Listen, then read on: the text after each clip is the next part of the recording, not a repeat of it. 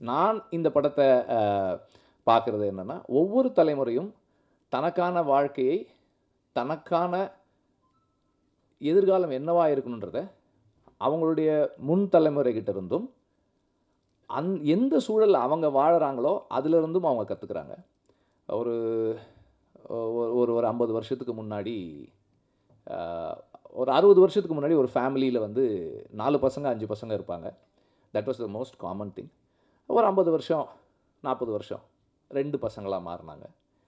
அதுக்கப்புறம் வந்து ஒருத்தரா மாறுனாங்க. அந்த ஃபேமிலின்ற அந்த ஃபேப்ரிக் மாறல. ஒவ்வொரு காலகட்டத்துக்கு ஏத்த மாரி ஒவ்வொன்னும் மாறுச்சு. அப்புறம் எங்க அம்மா காலகட்டங்கள்ல வேலைக்கு போக ஆரம்பிச்சாங்க. வேலைக்கு போனாலும் வீட்ல வந்து எங்க அம்மா தான் சமைக்கணும். எங்க அப்பா வந்து எந்த வேலையும் செய்ய மாட்டாரு. அவரு வேலைக்கு மட்டும் போவாரு. அம்மா வேலைக்கும் போணும், வீட்லயும் பார்த்துக்கணும். அப்படி இருந்தது. ஐ திங்க் எங்க ஜெனரேஷன் வரைக்கும் அப்படிதான் இருக்குன்னு நெனைக்கிறேன். அது அது மாறல. பட் இன்னைக்கு இருக்க ஜெனரேஷன் மாறியிருக்காங்க. 2 பேரும் வேலைக்கு போனாங்கன்னா, வீட்ல இருக்கிற வேலையும் 2 பேரும் ஷேர் பண்ணிக்கிறாங்க. அவங்க தலைமுறைக்கு ஏற்ற வாழ்க்கையை, அவங்க போன தலைமுறை செஞ்ச தப்புலருந்தும், அவங்க செஞ்ச கரெக்ட்ல இருந்தும், அந்த வாழுற சூழல்ல இருந்தும் அவங்களாவே அத அத அண்டர்ஸ்டாண்ட் பண்ணிக்கிறாங்க.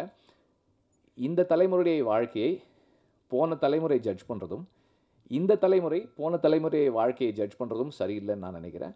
அவங்கவங்க தலைமுறை வாழ்க்கை அவங்கவங்களுக்கானது தான். இப்போ இந்த தலைமுறையில இருக்கிற இளைஞர்கள் ரசிக்கிற இசையை நாம வெகுவா ரசிச்சிட முடியாது. நம்ம தலைமுறையில ரசிச்ச இசையை இன்னைக்கு இருக்கிற தலைமுறை வெகுவா ரசிச்சிட முடியாது. ரசிக்கிறவங்க இருக்கலாம். ஆனால் பொதுவாக. அதுபோல ஒவ்வொரு தலைமுறைக்குமான வாழ்க்கை அந்தந்த தலைமுறையுடையது. அதை மற்றவர்கள் ஜட்ஜ் பண்றது சரியா இருக்காதுன்னு நான் நெனைக்கிறேன். அவங்க அவங்களுடைய இடத்திலிருந்து என்ன சொல்ல வர்றாங்கன்றத அண்டர்ஸ்டாண்ட் பண்ணிக்கிறது முக்கியம்னு நெனைக்கிறேன். இப்ப இந்த படத்துல வந்து அம்மாவும், பொண்ணும் இருக்காங்க. அந்த அம்மாவுக்கும், பொண்ணுக்குமான இடைவெளி, அந்த இடைவெளியை அவங்க 2 பேரும் கடக்க முயற்சி பண்றதும், இடைவெளியை கடந்தாங்களா இல்லையான்றதும் தான்.